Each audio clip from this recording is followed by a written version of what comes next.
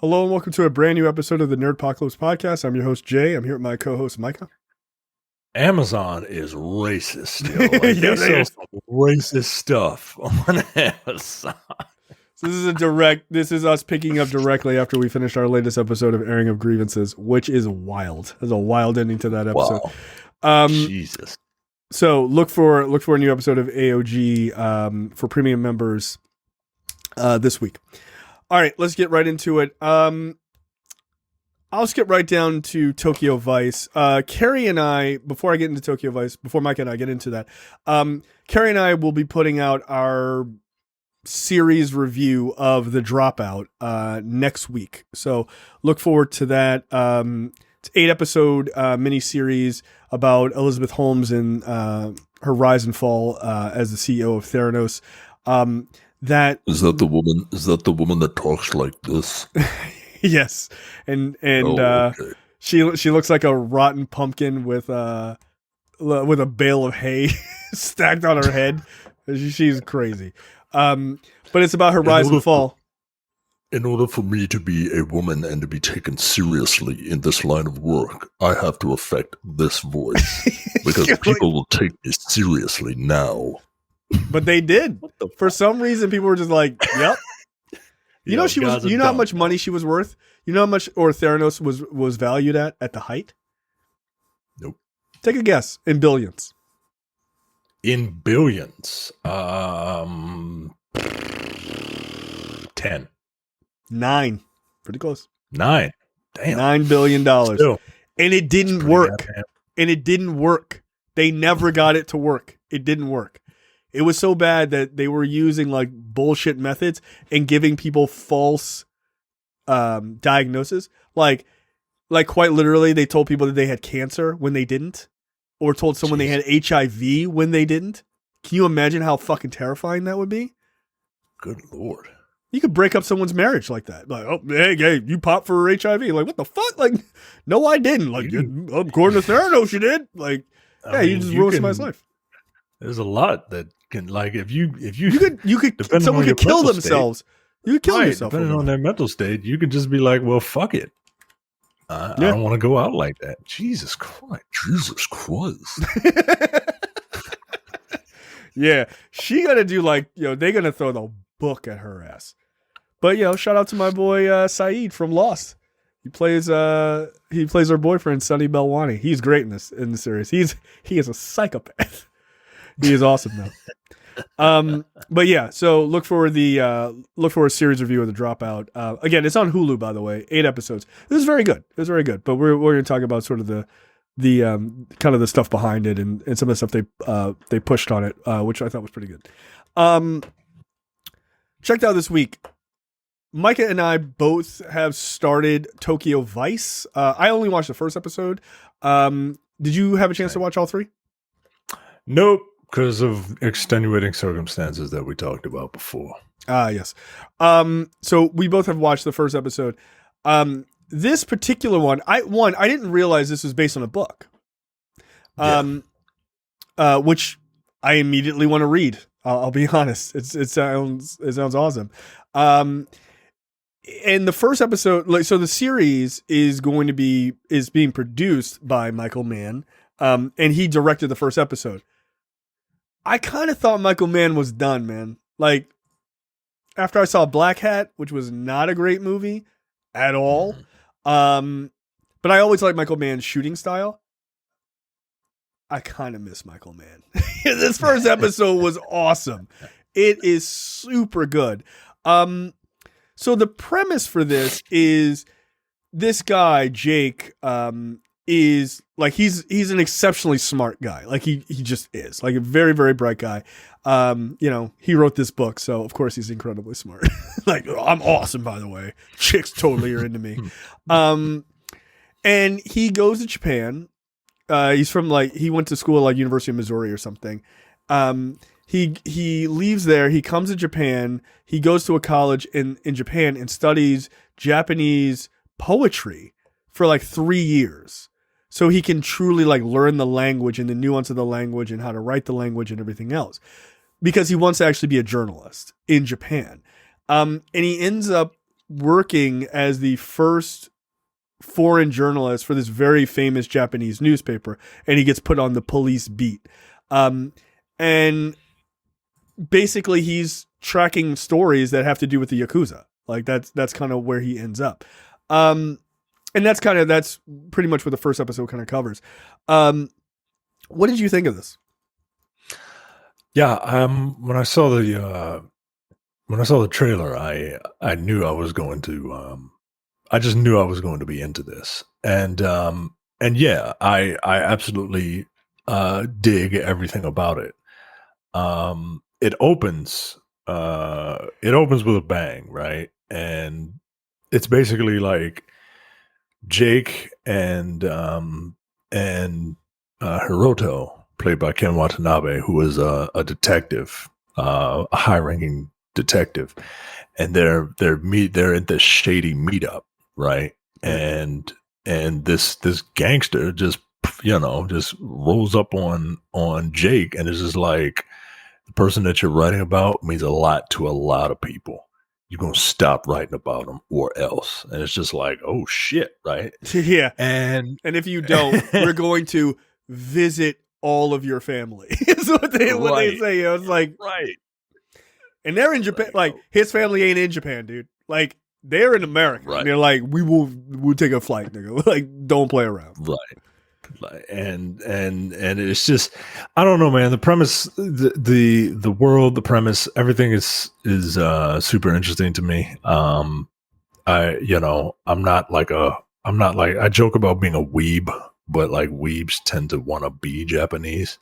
I don't want to be Japanese, but I do have an appreciation for a culture that is so very, very different from our own, from Western culture.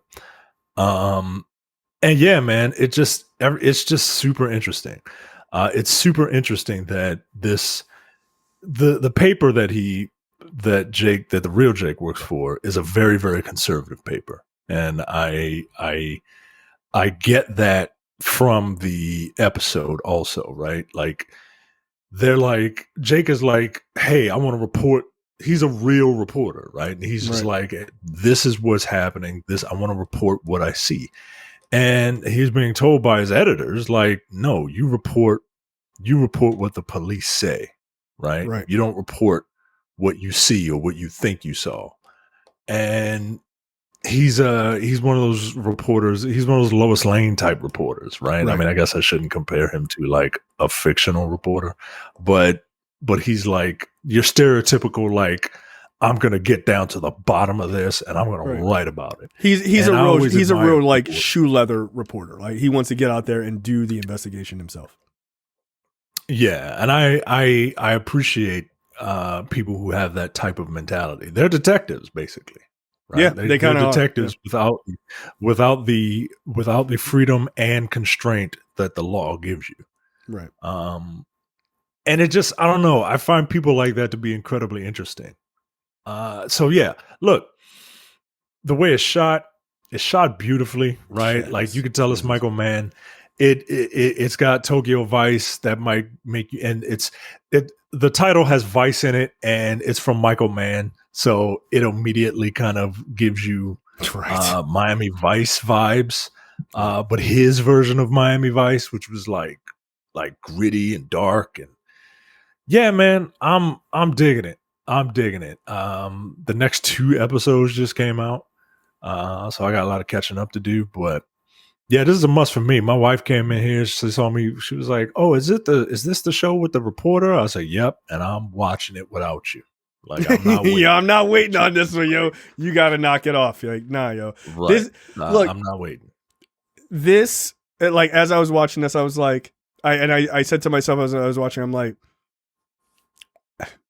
I love a good adult drama, yo. I do, man. Like, again, we talk about it. Like, look, I love me some Marvel shit, and we'll talk about Moon Knight and stuff like that. And that's all fine and good. There's nothing wrong with that, and it's not a direct comparison at all.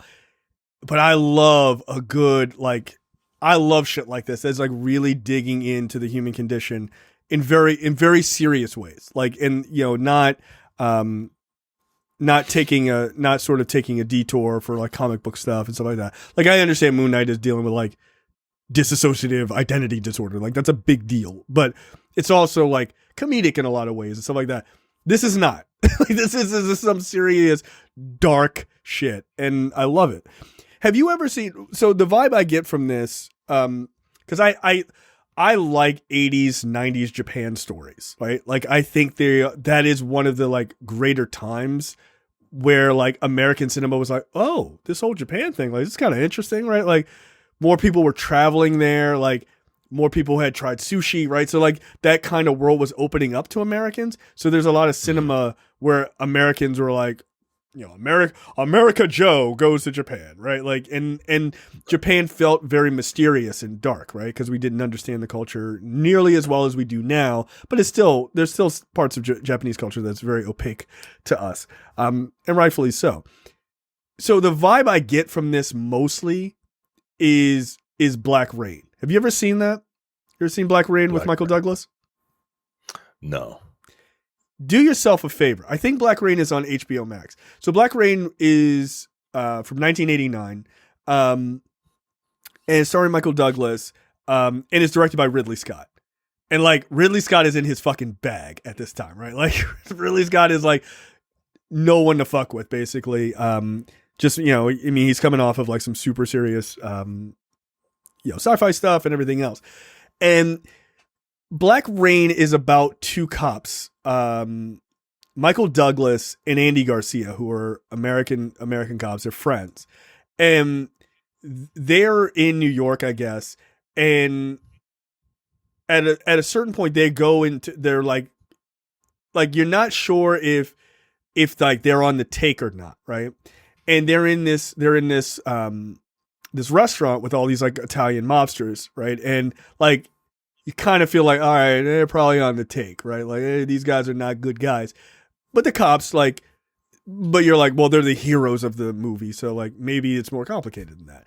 And this badass Japanese dude walks in and just starts gunning down these Italian gangsters. He's Yakuza, right? They eventually find him and arrest him, right? Because they happen to be the cops on, literally there on the scene. They get him, and somehow they are I forget what the reason is. They're forced to take him back to Japan, like extradite him back to Japan, right? Because he's this known criminal.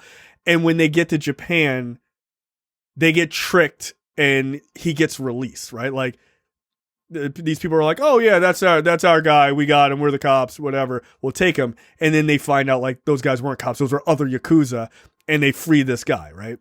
And so Andy Garcia and Michael Douglas are now in Japan trying to get that guy. So it's like Americans literally in this opaque culture they don't understand, in this sort of like kind of neo-noir, well, it actually is a neo-noir action film, and them dealing with it. It's really good. Like Black Rain, I think you would, like I just rewatched it maybe about 6 months to a year ago.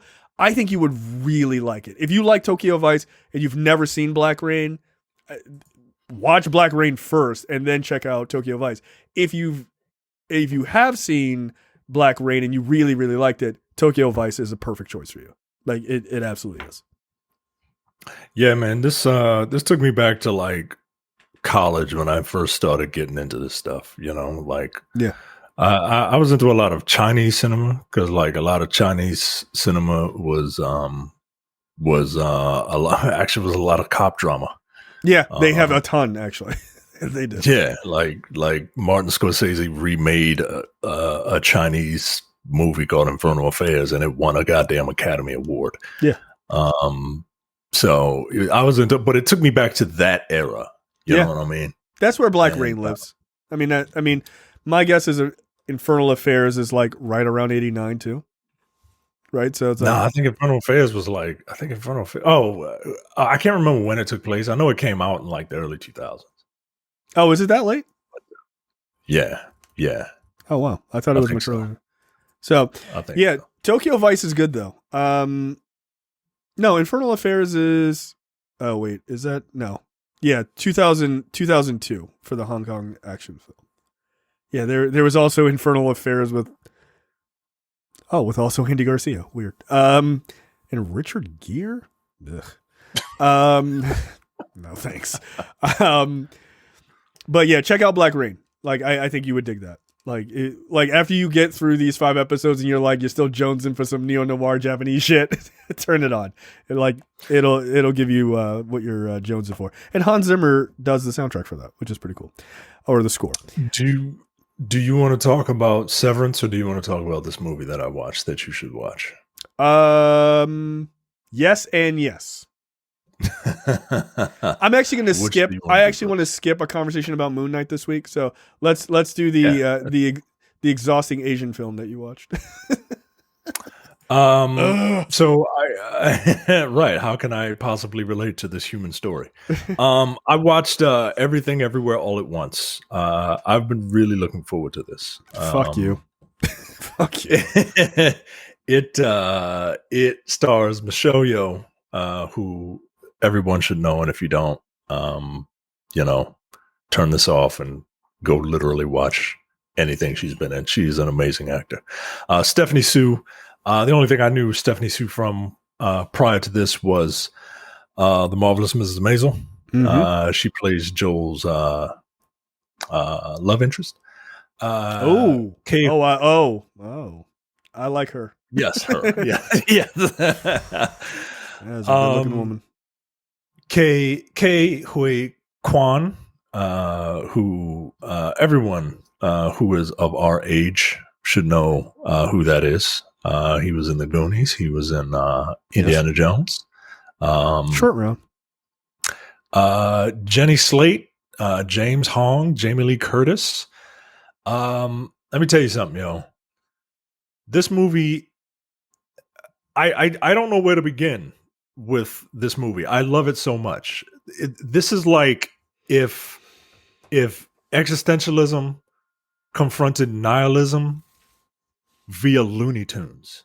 Like, it's fucking like when you see the movie, you will that will make perfect sense to you. Right. Because it is Michelle Yeoh, who is essentially having an existential crisis, right? And she has to, I don't want to get too deep into it, but she has to save the world by traveling to different universes. And when you travel, they do something called verse jumping. And when you jump to a different universe, you gain the knowledge of that universe's, version of you. So you can essentially make yourself a Mary Sue, right? Like, but in order to jump to different verses, they use like the butterfly effect, right? Whereas any little thing could alter the trajectory of your life, right? Mm-hmm. And the more random the thing is, the more likely it will drastically change things. So in order to jump through the verse, you have to do ridiculous shit. And I mean, when I say ridiculous shit, I mean the first thing she does is put her shoes on the wrong feet, right? That's kind of silly. I don't want to give away some of the good ones because they are fucking, it's wild, right? But like another really goofy one is swallow a frog statue. It's wild, dude. And if for whatever reason you didn't know about Michelle Yeoh and her acting ability, this is it, because she's playing multiple different versions of this character, of this person, but then has to play herself with the knowledge of all the different characters. Yeah, that's kind of one. That's super unique. Let me tell you something, this movie is going to inspire filmmakers. Really? Wow. This movie feels like what The Matrix did for movies. I think that this movie will be that for people. This movie's amazing, dude. It's so funny in the beginning. The first part is real funny. The first part is just Looney Tunes, right? It's all this like wild martial arts. It's literally every genre everywhere all at the same time. Right. And it's wild, man. Jenny Slate, look, if you know me and you've seen this movie, if you know me and you've seen this movie, the Jenny Slate scene, I mean, like I was just dying, yo. I was dying. Like it is amazing. I cannot say enough about this thing. It's so imaginative. Even the different. I really want to see this next week. If I can get myself like 2 hours to get away, I would definitely try to see this. Holy shit, man! Like look, it was between. Look, I said I can only see one movie this week, and I really want to see both of these movies, either this or Ambulance. Like, I mean, like. Please go see Everything Everywhere All at Once. Oh, yeah, that's not a question. Yeah, like I can wait the 45 days for Ambulance. Like, I'm good. Right. Like, please go see this movie, man. Like, even looking at the poster is a bit of a spoiler. You know what I mean? Like, I wouldn't even look at the poster that they have on Wikipedia. Yeah. But yeah, man. Like, the first half is Looney Tunes. It's super fun. The second half is where the meat of the story is, and like where it gets you thinking, right? But it still has the still fun stuff in it. But you're like, oh, this is why we're here. This is the story that they want to tell, and it's a beautiful story, and it's a human story. The fact that these people are Asian doesn't really have anything to do with it. Oh, thank God. The fact that the guy from Cineblend is like, woo! They're not going to talk about being Asian, are they? Oh shit! I don't know if I can make it. But the fact that they are immigrants, I think plays into its favor. But this is a human story, yo. Like it's a human story, and I really want people to see this because we need to. Hollywood needs to know that like not just white people can make stories like these. Right. Yeah, it's fucking Short Round, yo. Short Round. I don't want to call him Short Round. His name is Ke Huy Quan. He has the Herculean task of giving exposition in this very, very intentionally confusing movie. Right. But he pulls it off. And he pulls off. Everybody in this movie is pulling off multiple performances. And it's great, right? But Michelle Yeoh and Ke Huy Quan and James Hong and Stephanie, like everybody, they're doing it at like the drop of a dime. Like it's like switching immediately. Like right. from this very meek person to this badass, right? And it's just I cannot express to you how much I enjoyed this movie and how much I think you will really like this movie. I'm gonna like I said, I'm gonna try to make time this week. I really, really am dying to see this. Now, I do have a question, and I shouldn't. I don't want to measure the movie based on this. But I'm hearing so many uber positive thoughts on it. Would this feel like a real snub if this doesn't get some level of award nomination? It's not. You don't think it will? No, I don't. And not because the movie, not because the movie doesn't deserve it. I think it is a far out concept. I think it is I told my wife that I was going to see this. I said, do you want to come with me? She looked at the trailer and said, no, thank you. Because this is a concept that I don't think a general audience would be down for. Right. But I'm not talking about general audience. I'm talking about award. But I'm saying like the people who vote on these things, they don't even watch movies, right? Like they don't even watch the movies, right? A lot of them don't. That's true. Like they are slightly above the general audience, right? In my opinion. So I really don't think that. I don't know. I really don't think that it will be up for any awards. But I think it could. This is one of the more imaginative movies I've ever seen. And let me tell you something, yo.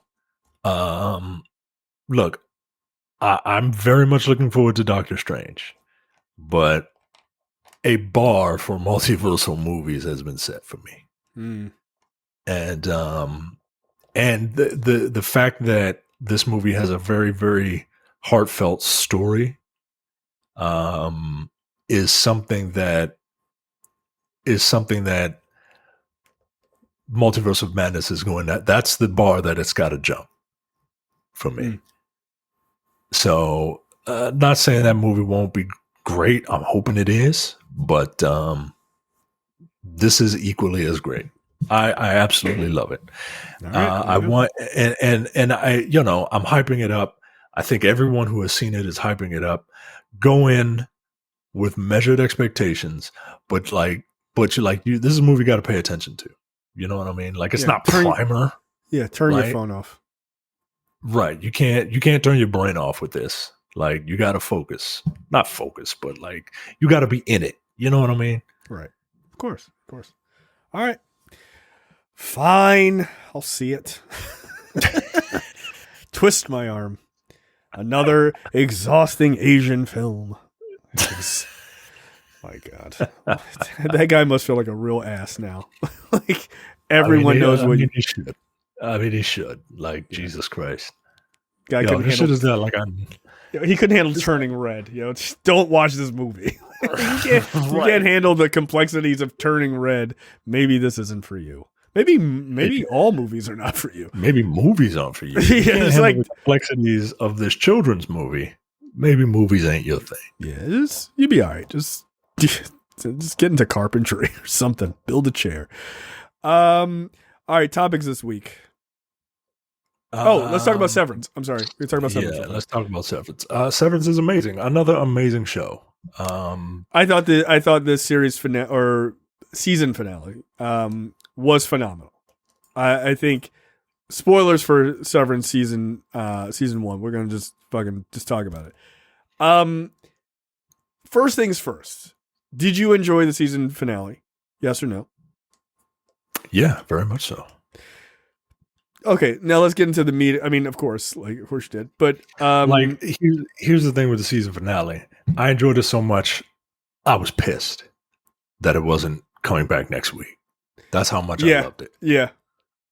That's really upset. That's the mark of a good season, because you're like, what? No, that surely can't be the end of the season. That's a wonderful cliffhanger, but questions were answered.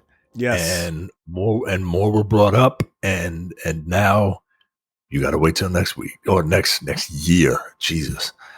I fucking loved it, man. I absolutely loved it. I like seeing more of the Audis and what they're about. Like, realizing that Helly is a part of this family.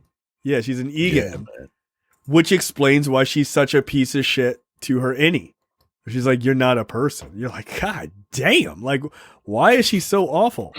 That's why she's so awful. Because she did this experiment solely as like, hey, it's not that bad. Like, she didn't do it because she had some deep-seated, like, let's try it out. She wanted to just like prove to the world that her family was correct. And like, she's from this elite world. And here her innie is just like a regular Joe. We find out, like, we get to see Mark in his last moments yell to his sister that his who he thought his wife was dead, turns out she is alive, and that she is just being held at Lumen. And it's so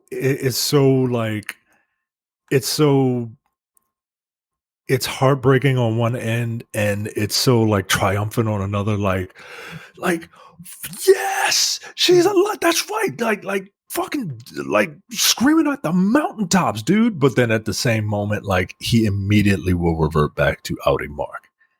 and because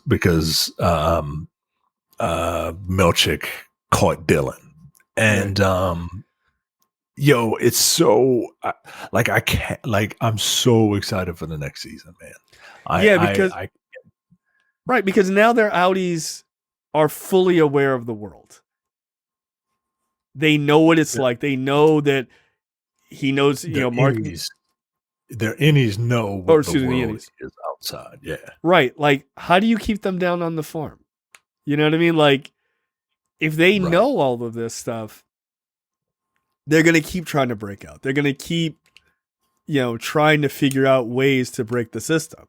Because there's no hiding now. Like, there's no sitting and doing work. Because your entire lives are going to be based on trying to escape. Right? It's the idea of slaves escaping once. Like, if they escape once but get caught, 9 times out of 10 they're going to try to escape again, right? Like, you can't help it because you've gotten this taste of freedom.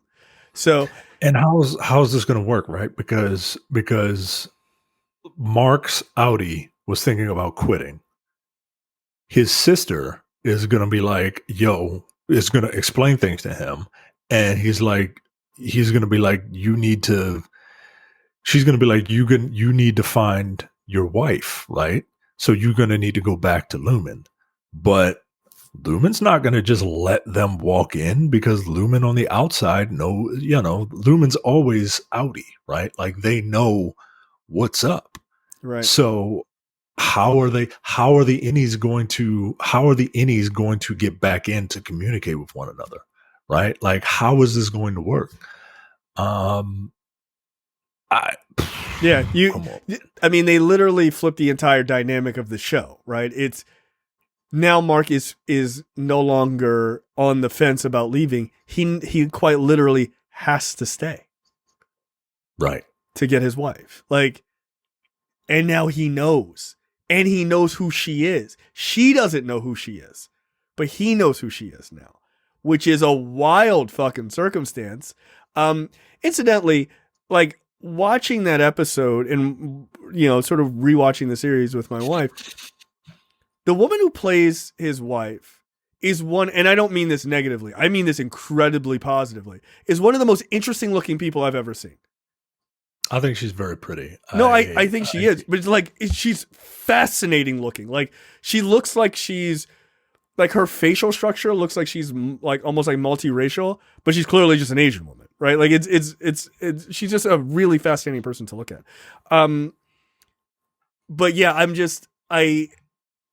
very interested to see how they do that, since they completely flip the show on its head. Yeah, man. Yeah. I don't know if so Mark is going to come in with a renewed passion, right? Yep. Helly she's going to come in with fucking fire and brimstone. Irving, I don't know what's up with Irving, right? Because when Irving saw Bert with his assumed, lover or what have you, I don't know if he's going to be like, what does it matter anymore? You know what I mean? Like, right. I'm curious to see his mindset. Dylan, I think, while Dylan is awesome, I still think he's going to be like, I don't know if Dylan is going to, I think Dylan will grow, but I don't know if he will grow to the point that Mark is. Does that make any sense?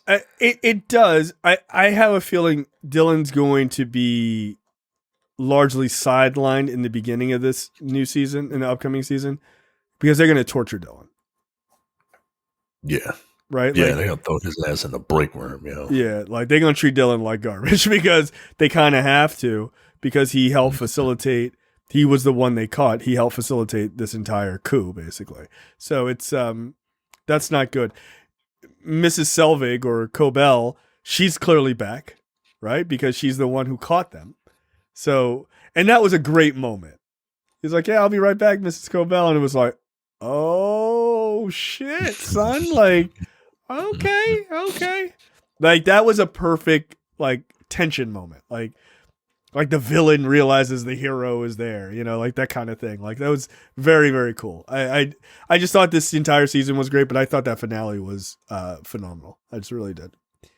And it's funny because not often, what I realized one thing is, not often on this show do we talk about, like, our checked outs are not normally things that we don't like. They're normally things we really like because we're choosing to watch them and we're not reviewing. It's not reviewing random shit. So yeah, like, just know that our feelings on these are very genuine.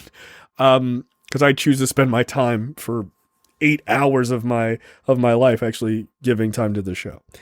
But yeah, I thought that finale was pretty dope. All right, let's jump into topics this week. Topics this week. John Cena action comedy Officer Exchange is in the works at Amazon Studios. So Deadline is reporting that John Cena will star in a movie called Officer Exchange, a big action comedy that was just sold to Amazon. The project is currently under development. Cena will play Shepard, also known as Shep, who is described as a wrecking ball of a cop. Oh, well, okay. It makes sense. Look at him. Right. Officer Exchange will find Shep teaming up with an Indian police officer in order to take down a diamond smuggling ring in India. In like an exchange program? Yeah, basically. That's fine. I'll watch it. That sounds great. Look, man, John Cena has incredible comedic timing. He does. Especially for someone who doesn't look like a fucking comedian. He's very good at playing off his size. He's really good at this because he doesn't take himself too seriously. Yeah, that's pretty much it. At least when the cameras are rolling. When when the cameras aren't rolling, that guy seems like he takes himself a little too seriously. But when he's got the comedy program plugged in, he can really turn it on. Look, I wish that I enjoy what we're getting now with John Cena. I think he's a serviceable enough actor. I kind of wish he started maybe 5 years earlier. Yep. But he very publicly made a big deal about The Rock only being in WWE for 7 years and then gallivanting off to Hollywood, try and make it there.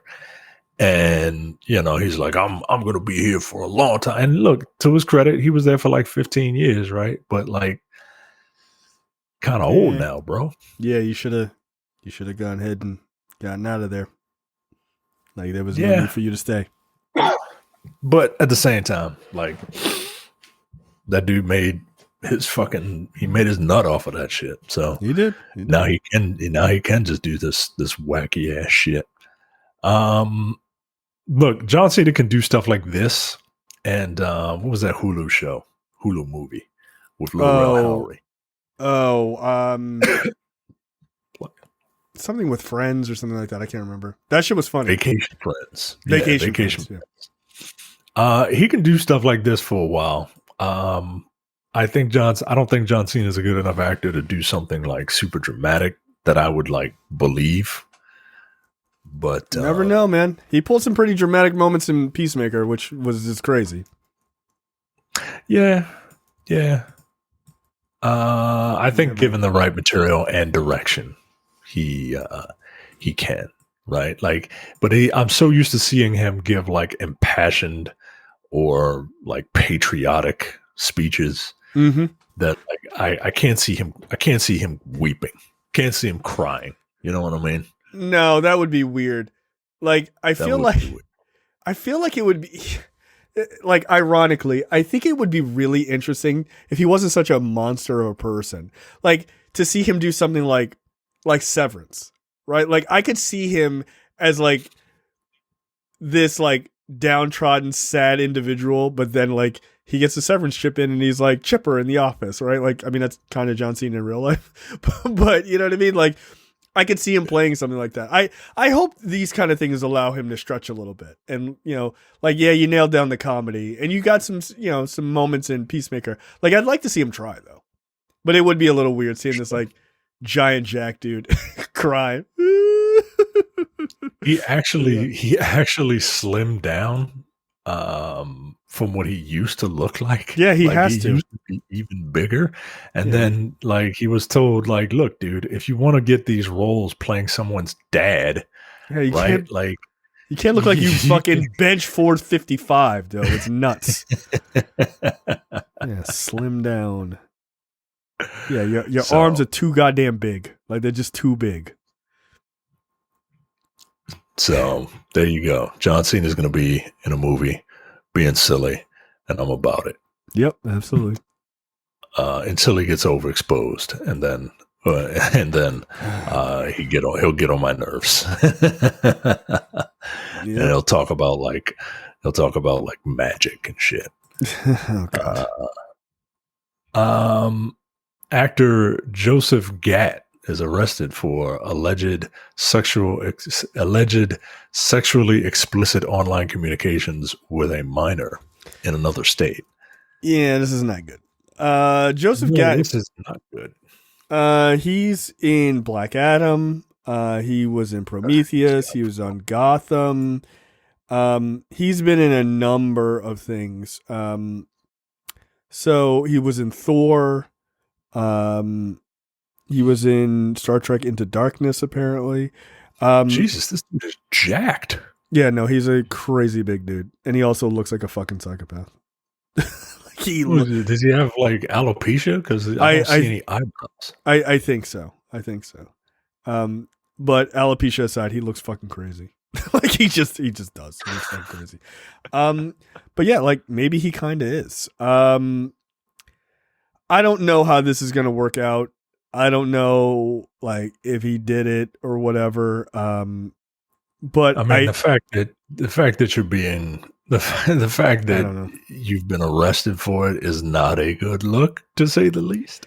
Right? It's not a good look. I mean, like, there have been people who've been exonerated, but like that's few and far between, my guy. Like that's man. Like like you're never gonna put me in I'm never gonna be in a position where it could be inferred that some shit like that is going to happen. You know what I mean? No, thank you. Like I see dudes, and they're like, well, sometimes women lie about being raped. I mean, like technically, yeah, but like I'm never gonna be put in that situation. I'm never gonna like, be put in yeah, that happens, yo, but that's not 90% of the time, dude. Like, come on, man. Yo. Come on, man. Like knock it off. Knock it off. Nope. Yeah, I feel like Black Adam is cursed. Like, I feel like it's cursed, man. Like, now this guy is associated with that. Like, good God. Just get this movie out there and hope it does well. But yeah, so he's of course getting pulled from anything. He's in line with. I think it was like, what was it locally? We had a DJ a number of years ago who that happened to him. Like, remember Johnny Riggs? Like he was like on like sounds familiar, yeah, he was on like one of the rock channels, and like they busted him for like kiddie porn. He was like, "Yo, it's not mine," and all this other shit. And like the competitive channel DC 101 with fucking Elliot in the morning, he started still on the air, by the way. Yeah. He started a campaign shitting on that guy called Riggs Likes Kids. I was like, yeah, that's fucked up.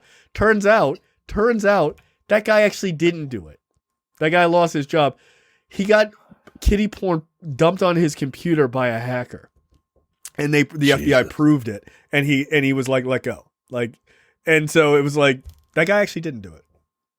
Like somebody had an issue with him and did that and then called the police on him. It's fucked up. Jesus.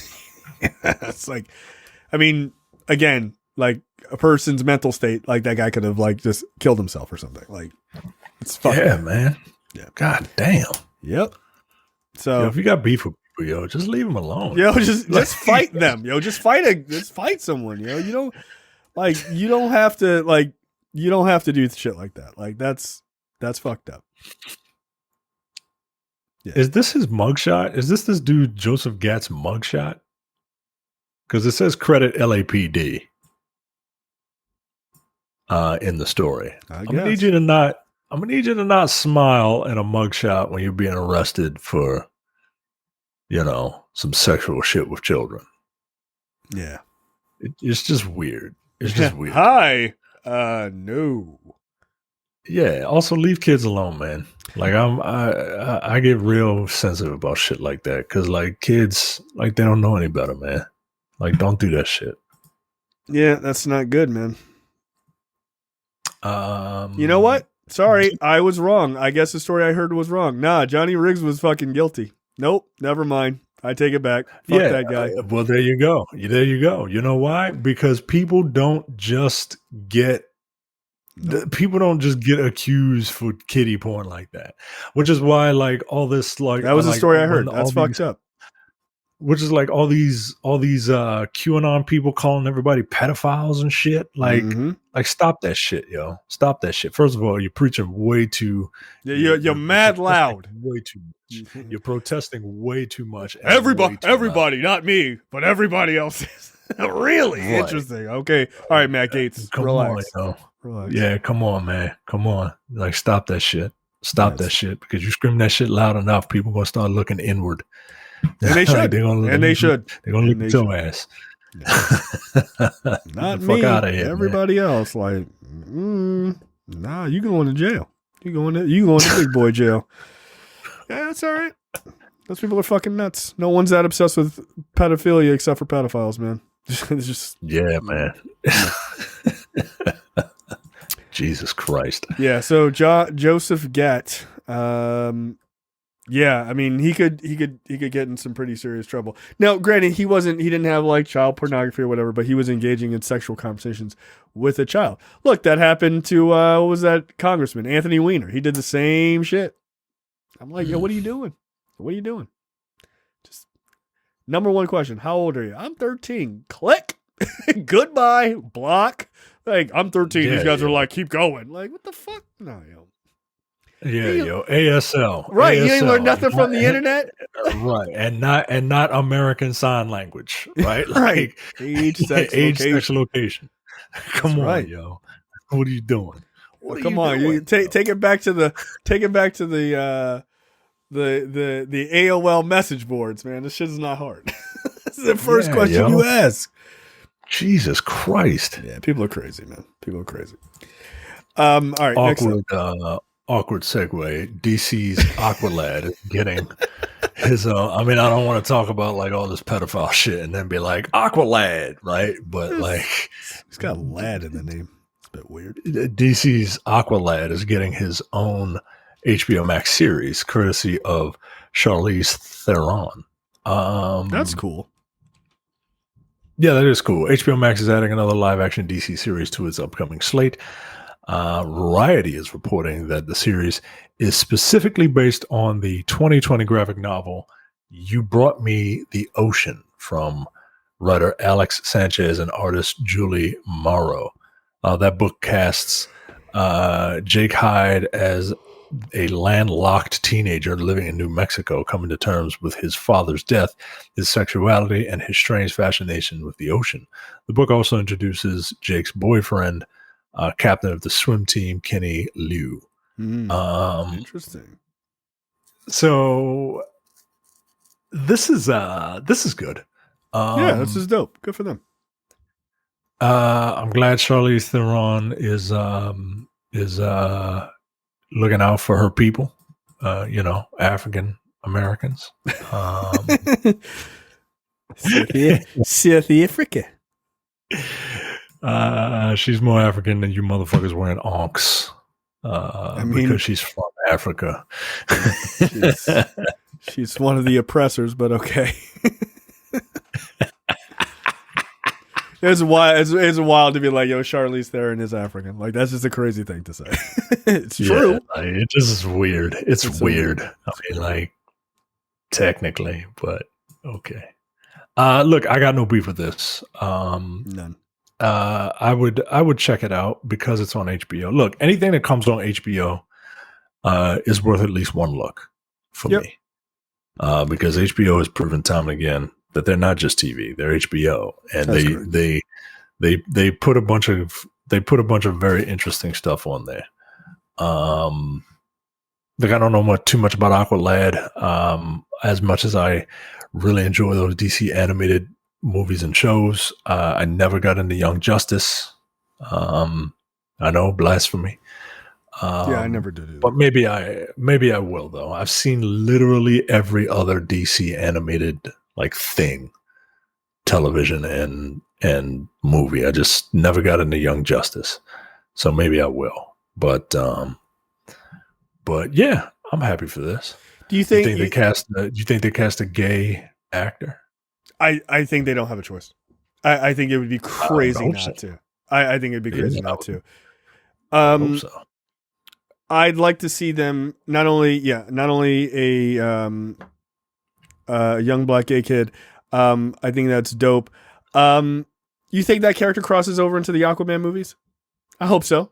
I think that's kind of fun. Yeah, why not? Why not? Yeah. Right? Like we'll talk about it later, but like this is why you own all this shit. So that you can synergize, right? Like I get it, right? Like, well we're the multiverse and we've got different things. But people want to see these characters show up and talk to each other. Yeah. Just like in the comic books, man. That's what the books do, right? Like, so we'll see. I'm very interested to see how DC pulls this off as far as budget. Because Aquaman was not cheap, dude. It was expensive. Like, he's just going to be like wading in the water. Like, the whole time, like, hey guys, hey, I'm going to go under. Y'all stay up here. I'll be back. Like how much time is going to be really spent underwater? Like, have they narrowed down how to make those effects work inexpensively? I hope so. Because I don't want to see an Aqualad series where he spends 97% of the time above the water. I'm like, oh, this is a CW show. Like, this is bullshit. I want to see the kid cut loose and do some cool shit. But I think like they've set the precedent of Jason Momoa will do a cameo in a DC series. Like he did it on Peacemaker. So he's the king of Atlantis. It makes no sense for this character to be called Aqualad and like be a hero of sorts and him not have some interaction with the king at some point. I think that would be very cool. Jason Momoa doesn't have to be like all over the series. I wouldn't expect him to be, but like one or two times would be kind of fun. I think that'd be kind of cool. Yeah. Like just to like, hey guys, this guy's okay. You know what I mean? Yeah.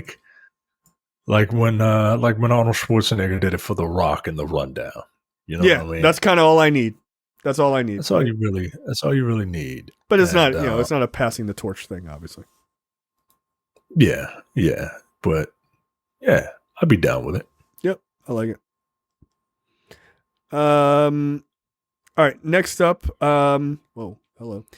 HBO Max is working on a Detective Dead Boys series, also, I guess coming alongside Aqualad.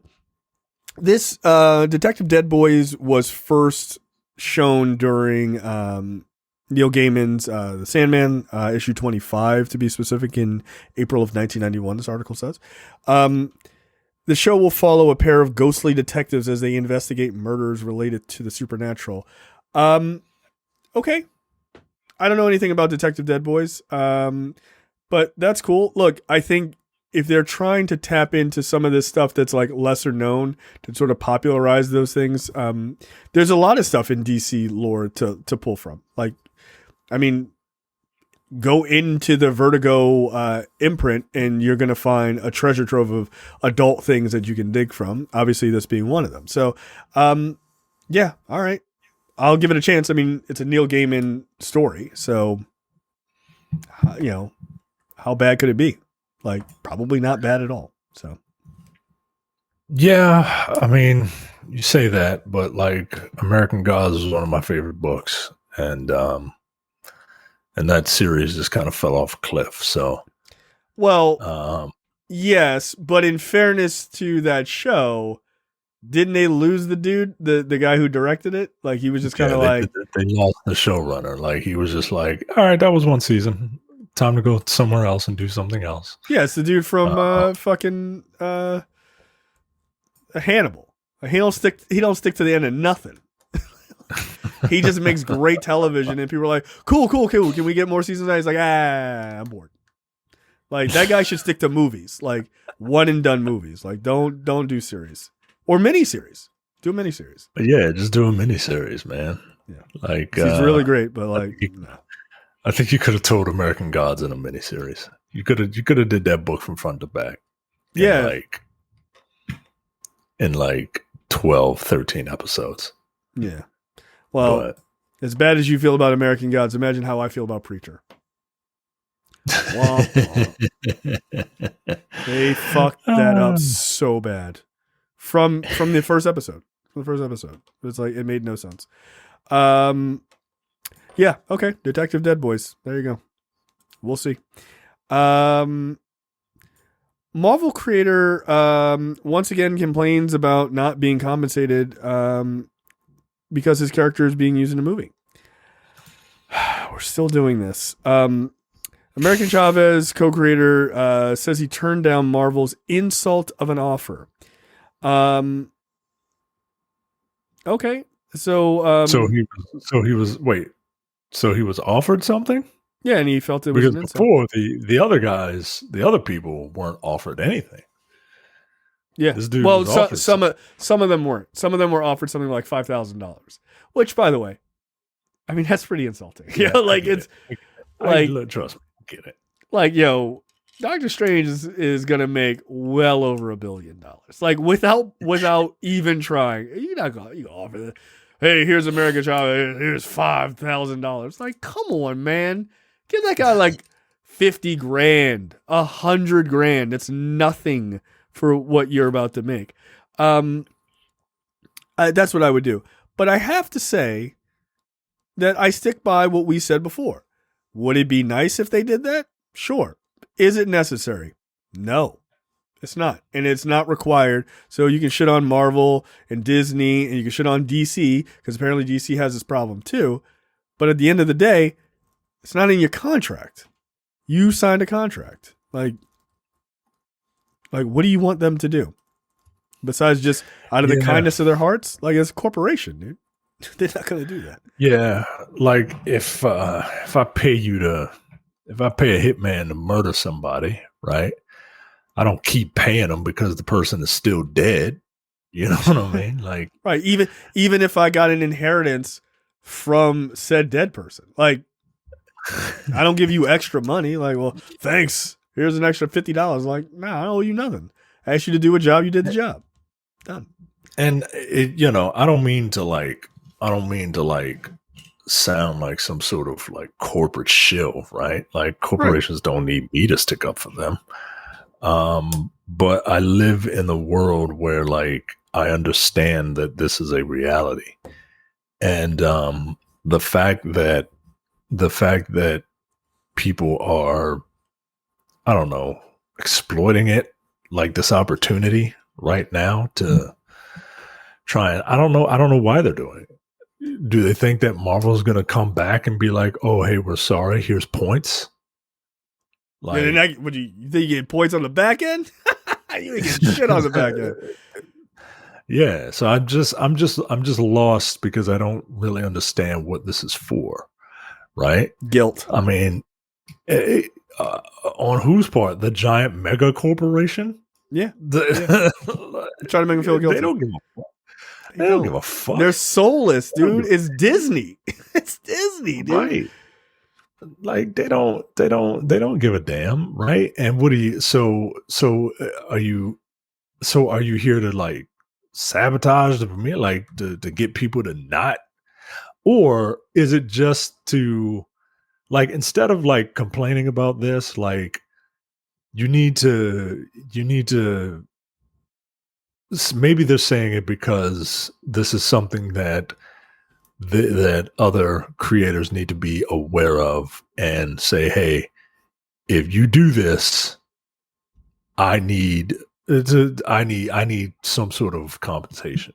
If you would have, like when Marvel came to Sam Jackson for about Ultimate Nick Fury, right? Because Nick Fury has always been based on the coolest dude that was around in the era that he was created, right? So White Nick Fury was based on James Dean, right? In 2000, when they wanted to do this Ultimate run, Marvel came to the coolest dude that was around at the time, Sam Jackson. And Marvel said, hey, you're the coolest dude. We want to make our version of Nick Fury, and we want him to look just like you. And Sam Jackson said, you can only do it if I get to play him in a movie. If you ever make a movie with Nick Fury, I get first right of refusal to play him. And that's why Ultimate Nick Fury looks the way he looks.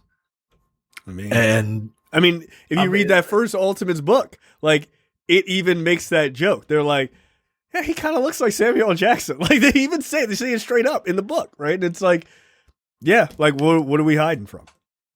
Like, that's why they chose him. Now, at the same time, like, Sam Jackson can command that. You know what I mean? Yeah, he's Sam Jackson. Right. Whereas, like, a writer or an artist can't. And I understand that. But hopefully, if this is such a problem, hopefully contracts will be looked over a little more thoroughly and things will change. Because I want creatives to get paid for shit. I really do. Of course. I mean, here's the thing. America Chavez was created in 2012, right? Or made her debut 2012 or 2011. 2011. We're still signing contracts at that point. Like, that's after the Marvel Cinematic Universe has started. Yeah, well after. Right. Like, they were at like Avengers at that point, weren't they? Or just about. I mean, that was like 2012, right? So, like, you're still creating characters and not being like, I need a little bit of something here. Like, I can understand the argument, even though I don't agree with it. I can understand the argument of, like, you know, the Winter Soldier or, you know, some other creation that came well before the MCU started. I get that. But I don't get, like, come on, man. Like, this is 2011. Like, you created that character. You had to have seen the popularity of those characters to think, well, shit, this might touch on something I'm doing. Yo, just be like, all right, I'm going to create this character, but, like, I like to renegotiate my contract. Right? And look, this is an argument for creator-owned comics, right? Like, look, I'm enjoying the MCU, but, like, can anybody argue that Robert Kirkman isn't the smartest dude in comic history when it comes to this shit? He owns the rights to Invincible. He owns the rights to The Walking Dead. He gets paid on that shit. Like, there's no middleman. Robert Kirkman is getting bank because he owns those characters. And because he went to Image, and that was Image, you know, when it started, was, you know, that was the home of creator-owned comics. And right, so whatever you create, you still own there. Maybe Marvel's not the place. If this is what you don't want to happen, maybe Marvel's not the place for you to write comics. Just saying. And that's a shame to say that, because, you know, that you miss out on some really amazing talent. But at the same time, like, maybe you just write for them and you don't create new characters for them. Yeah. You know? So I get it, man. Like, because these guys don't get paid a lot of money. They do amazing work, and then it inspires these things. But but like, my big issue isn't so much with Disney being an asshole, because I think that's like easy bait, right? Like, I really think so. And I think that's part of the reason these guys bring it up. But corporations are assholes All of them. Like, if you want corporations to do something nice, you know how you get them to do something nice? Put it in a contract.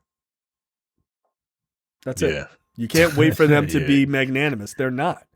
Like, that's reality. That's not us being mean or nice. That's just reality. Corporations are not nice. They are there to make money. And if they can spend less money paying you on the back end, they will do that. Because they don't give a fuck. They got enough material to run this shit for 100 years. Like, if they never create a new character starting from today on, the MCU could last for 100 years. Like, there's enough material. So, you know, they own enough shit. So you don't have to work for them and create new characters if that's not in your contract. I don't know why you would even sign a contract with them that you didn't at least get some percentage. If this character ends up in a movie, then I get X percentage of whatever the movie makes or whatever. You know, even if it's like 0.2%. 0.2% on $1 billion ain't bad. It's not bad, dude. It's not a bad payday. So yeah, that's an ever recurring story. Here's also an ever recurring story. DC's going to get it right this time, guys. They are. Warner Brothers Discovery exploring overhaul of DC Entertainment. This is an exclusive article on Variety. I'm glad they didn't put it behind their paywall. So thank you for that. Look, I know they're going to say that this is what it means, but let me just tell you, this is not what it means. Snyderverse is dead. Like, yo, this overhaul ain't we overhauling to go back. Nah, my dude. They're done. Let the Snyderverse shit go. It is dead. Bury it if you have to. The new owners of all things Batman, Superman, and Wonder Woman are exploring an overhaul of DC Entertainment. Multiple sources close to the situation told Variety. It's been less than a week since Discovery closed its $43 billion deal for Warner Media. So the move would potentially affect DC feature film development in Warner Brothers Pictures Group, streaming services at Warner Brothers Television, and a creative arm within DC proper. All in an effort to have the disparate elements more closely aligned in order to maximize the value of the superhero stable, one often seen as punching up against Marvel. So the idea here is that they want to basically take DC Entertainment and make it its own thing. Like, much like Disney does with Marvel. Like, Marvel is all under one umbrella. I mean, it took them a while, actually. I mean, Kevin Feige kind of pulled Marvel TV away from Perlmutter, but now all of that stuff is under him, which is why you're seeing such synergy between the television side and the movie side, and and I'm sure they work with the comic side as well. That's what WB is trying to get done. So they're trying to fish for a creative and strategic czar, similar to what Marvel has in Kevin Feige, and I think that's the right move. I saw like Bob Chipman made a good point. He was like, people want all of these like nerds to do it, like give it to Jeff Johns or somebody like that. Like, Kevin Feige knows film. Like, he knows how to make movies work. Like, he studied under Laura Schuler Donner. Like, he's a known successful producer. That's what you need. You don't need a nerd. You need someone who knows the movie industry. Well, I think you need both, right? Kevin Feige is also a big that's nerd. True. That's true. You need both, because if you just get someone who knows movies and not necessarily the source material, you get the Snyderverse, right? Like, it's not. It doesn't. You need someone who has both. And look, if new ownership means that they're going to quote unquote copy the Marvel method, quite frankly, I am all for it. I know that the DC films have their fans, but those movies are not all great. Those movies are the definition of hit or miss. Yeah, you just never know what you're going to get. Every movie you're like, fuck, it worked. Oh, man. Thank God. Woo! Yes. the fact that people that people wear Iron Man clothing and not Superman clothing is just astonishing to me.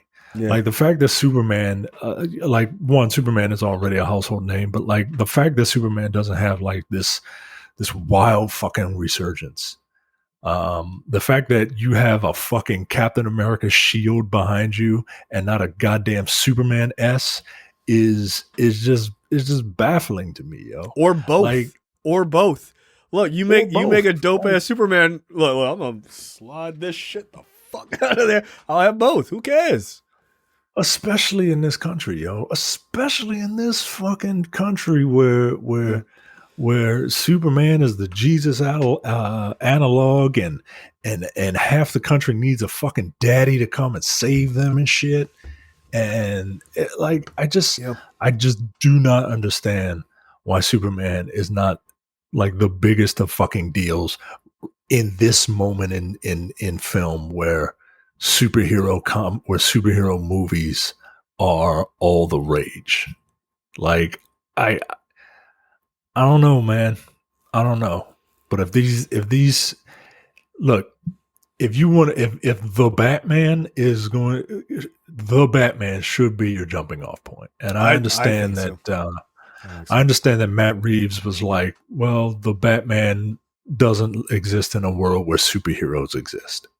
Right? You got to let that go. But yeah, I feel like his world, maybe not, but that just means you're going to be pulling the Batman out into other people's worlds often, right? And that's the dichotomy, right? Like that's the dichotomy that people want to see.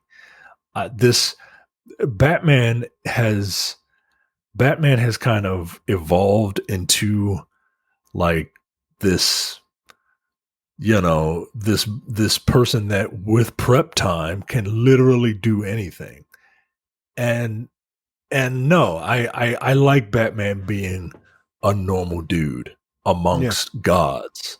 That's what makes him cool. And that's what makes him cool. Not the fact that with prep time he can do anything. Well, nigga, with that same prep time, Superman can just fucking find a perch and just uses heat vision to fucking zap to lobotomize Batman, right? Like that prep time bullshit is dumb. Yeah, like Batman beats Superman in a fight. No, he don't.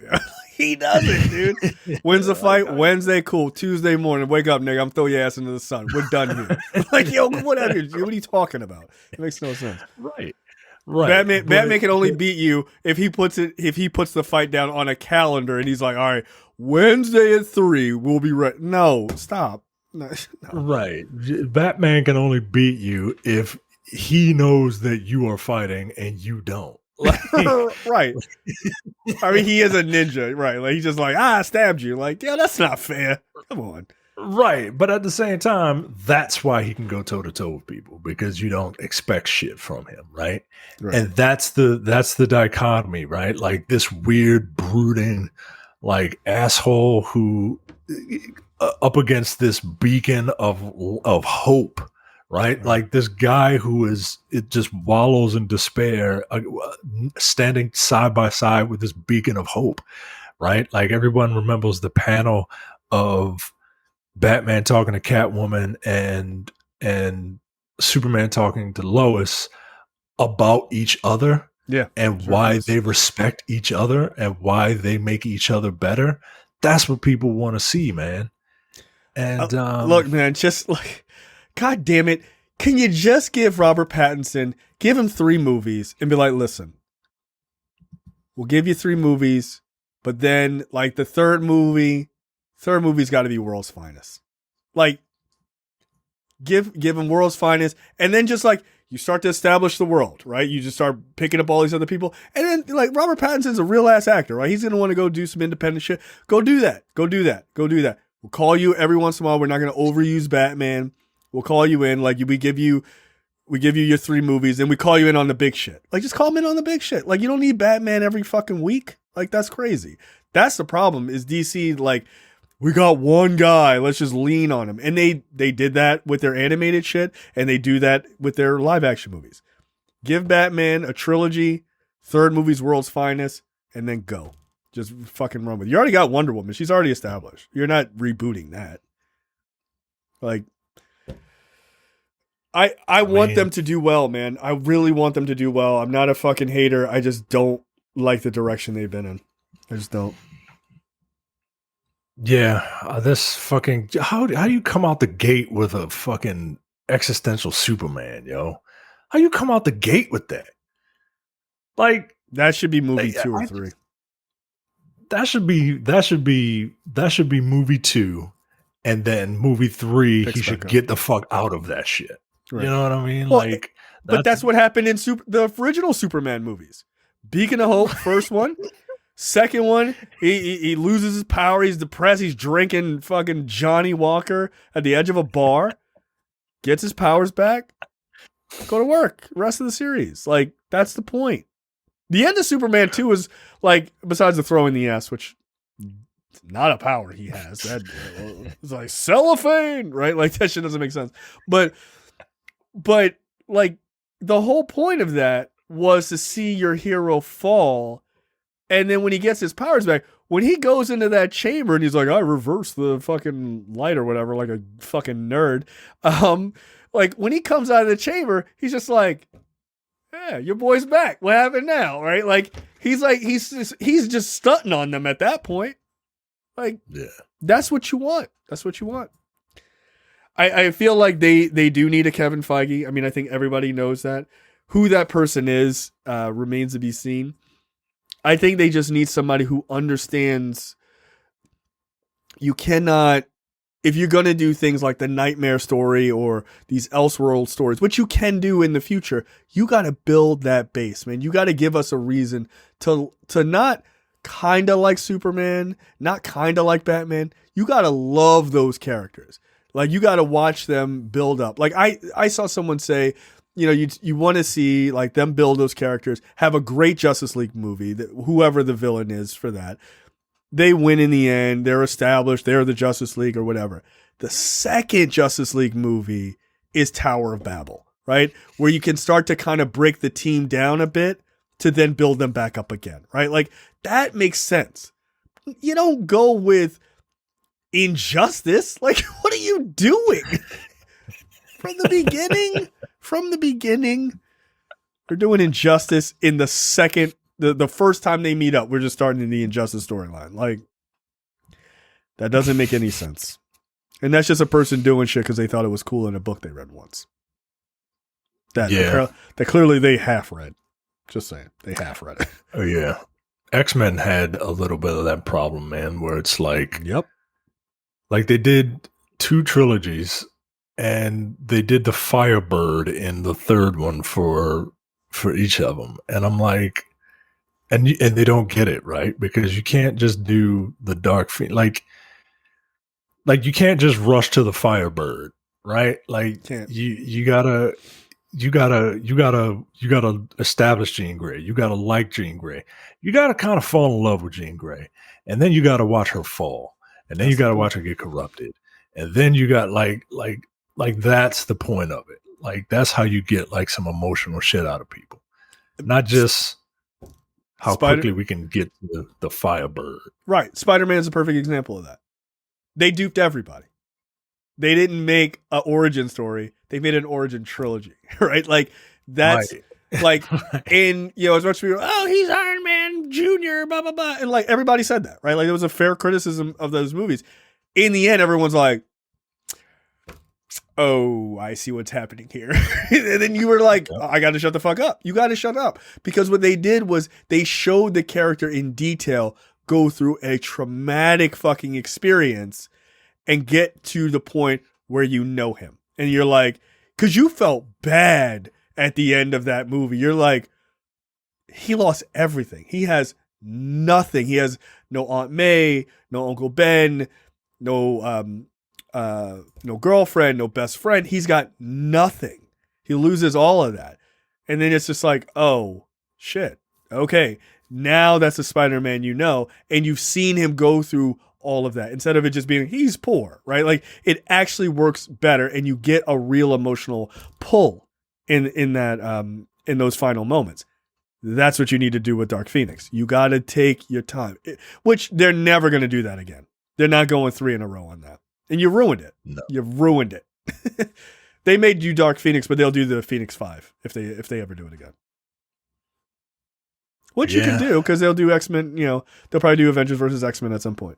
So yeah, Phoenix 5 totally works. Yeah. Well, look, I hope these movies are like the Batman, just like maybe not 3 hours. Yeah, look, I get it. I loved it. Excited to watch it again in 4 days. Let that be the end of that. Like, we don't need every one of those movies to be 3 hours. We don't. Like, the 3 hours should be reserved for like culminations of you know 10 or 20 years worth of film. Like, if you tell me every Justice League movie is 3 hours or every Avengers movie is like almost 3 hours or something like that, I'm okay with that. Because that's like once every 4 or 5 years. Like, that's not once every 2 years. Like, I mean, I think, Multiverse of Madness is only like 212 or 215 or something like that. Like, it's enough. It's enough. And there's like mad people in that movie. Like, that's enough. It's cool. All right, what the fuck this week? We have one story, and JTD says it's a doozy, so we only needed one. All right, better not be some bullshit. What the fuck? All right, well, I haven't read the headline yet, but apparently that that's valid. Oh, what? Oh, Man becomes pregnant with flies after infestation of squirming larvae hatch in his eye. Jesus Christ. All right. You know what? You're right. We don't need 2 stories. God damn. No, we don't. JTD of the Edit That Out podcast has supplied us with okay. So okay. A man became pregnant in air quotes with flies after dozens of larvae hatched in his eyeball. Doctors were forced to use triceps to remove the bot flies, which were found squirming around his cornea, according to a report in the New England Journal of Medicine. The 53-year-old patient had gone to the hospital after complaining of an itching sensation that refused to go away. The man from France told doctors he had been gardening near a farm that had a hose and sheep, feeling something enter his eye. Bot flies are fucking terrifying, dude. They're terrifying. Ugh. Oh, Jesus Christ.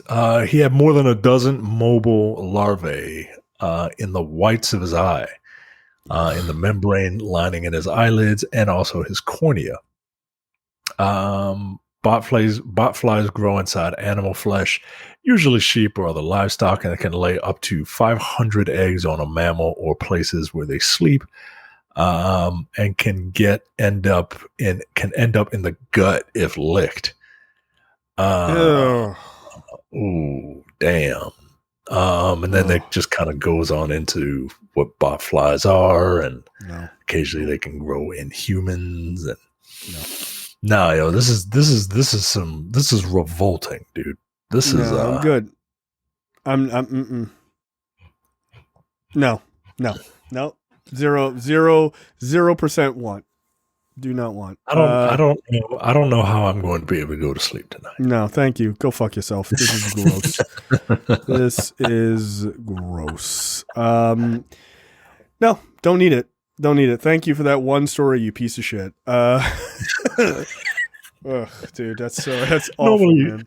Normally we can kind of get through these and kind of laugh at them. No, it's not. It's awful. It's awful. I'd be like, it was in his eye. I'd be like, take my eye. I got another one. It's good. I don't need it. Like, don't even tell me about this. It's awful. Nah, you can just cut the head off and throw it away. Yeah, you know what?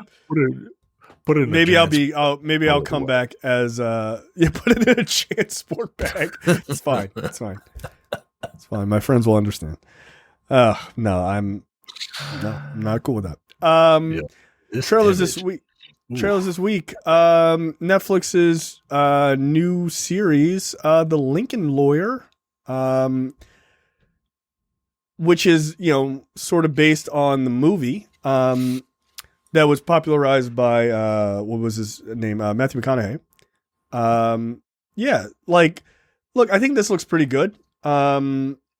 He's a lawyer who really likes to do his lawyer work in his Lincoln.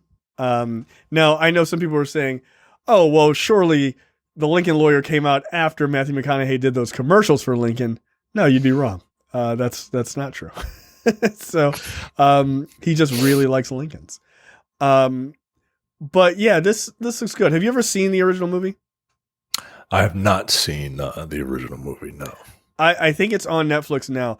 You should watch it. I think you would enjoy it. It's pretty good. It's a good like crime legal kind of thing. It's good though. And like the Lincoln Lawyer, a lot of people mark as sort of the beginning of the Matthew McConaissance. Because people were like, oh shit, this is actually a good movie. This isn't like Sahara or one of those other bullshit sexy dude movies he used to do. This actually has substance. And the Lincoln Lawyer was like a pretty damn good movie. And so this is a series based on that. Apparently, it's based on a series of books. I didn't realize that. I was going to ask, is it based on like a real dude, or is it just like? I think it's just narrative books. It's just a narrative story. Yeah. Did this guy like the creator like have a Lincoln? Yeah, probably. I mean, because look, this looks pretty good. Your wife would watch the shit out of this. Yeah, this seems like something I would watch with her. Although it is what produced or created for television by David E. Kelly. Mm-hmm. So that bodes well in getting me to watch it. Yeah, it looks pretty good, but this seems like something that I would watch with her. So I'll show this to her, and that can be the thing. Yeah, she's gonna watch the shit out of this. Anything with a lawyer in it, right? She's watching it. Right. That's why I was like, it's got lawyer in the title, for God's sake. Right. And she loves Lincolns. She's a huge fan of all things Lincoln. It's one of the weirder things about her. Just has a collection of $5 bills. She's like $5 bills and pennies, just all over the place. She's like, I love Lincoln history, like Lincoln logs. Like she's all about it. Like it's fucking Lincoln weird. Park, love it. Lincoln Park. Those guys are awesome. Oh, Chester died. That's sad. I like that guy. So I think it looks pretty good. It comes out May 13th on Netflix. So I feel like that one's going to do well. I feel like people are going to get into that. If that's even remotely good, look for that to get a number of series renewals, I'm sure. Because no CGI required or very little. If they have any, just, car chases, occasional shooting. That's about it. So, there you go. All right. Any parting words before we get out of here? What's our subscribe to premium? Do that. Yes. We're gonna start kicking things. The engine is warming up again. Yes. So subscribe to premium. $5 a month, $50 for the full year. Where can they go do that? Or should I just tell them go to densepixels.com? No, you could do that, but you could also go to the nerdpocalypse.com/premium, which is a way better link than those cucks over at Dense Pixels. Jesus. Just saying. God damn. It's a rivalry. Nobody likes those guys. So you can go to the nerdpocalypse.com/premium. Sign up, like Micah said, $5 a month or $50 for the full year. And we will see you guys next time. See ya.